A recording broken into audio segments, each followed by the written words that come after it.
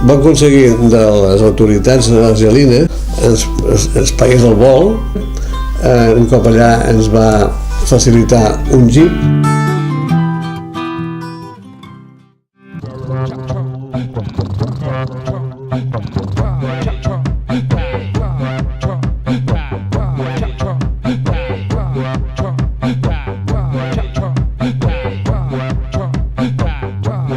Som-hi!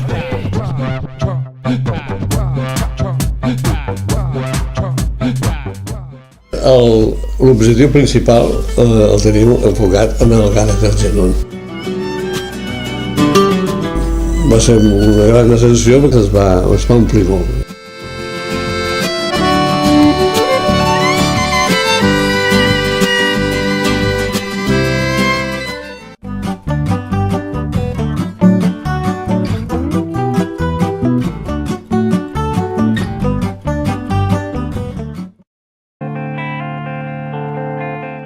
A les 6 del matí, cap a la via.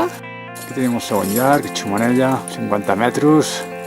Aquest és un dels burills de la via i es pot veure que surt un dit.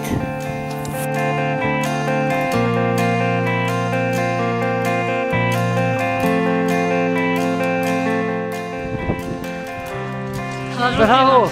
Hem arribat al cim i hem marxat al sol ja! El següent ràpel és per aquest. A la vida. Sí, a l'abismo, però a través del Bujero. Aviam. A veure, Pep, ensenya'm la mà.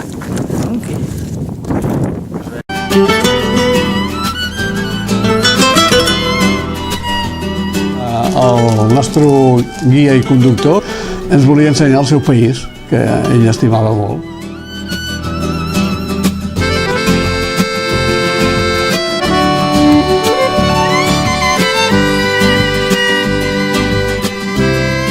Portàvem tota una sèrie de pastilles per neutralitzar aquelles aigues. Al final de l'expedició, quan vam voler netejar les cantimplores, van sortir totes les pastilles, és a dir, que les pastilles no es van dissoldre.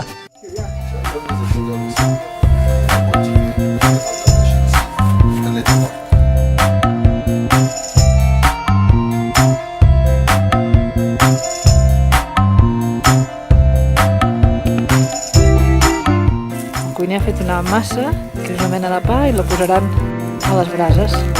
I això serà el nostre sopar.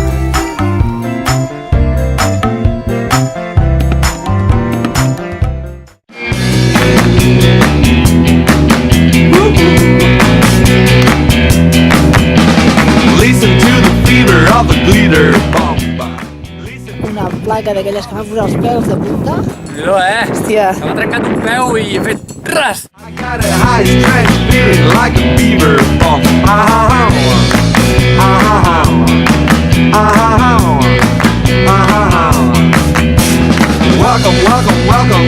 Vinga, el segon llarg.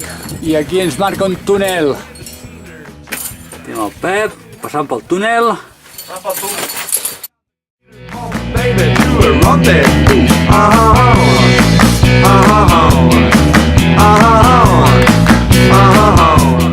Fa molt de vent i hem decidit marxar del Pesolà.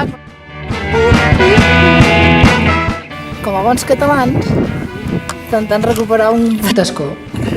¡Tiene que salir! ¡Tiene que salir!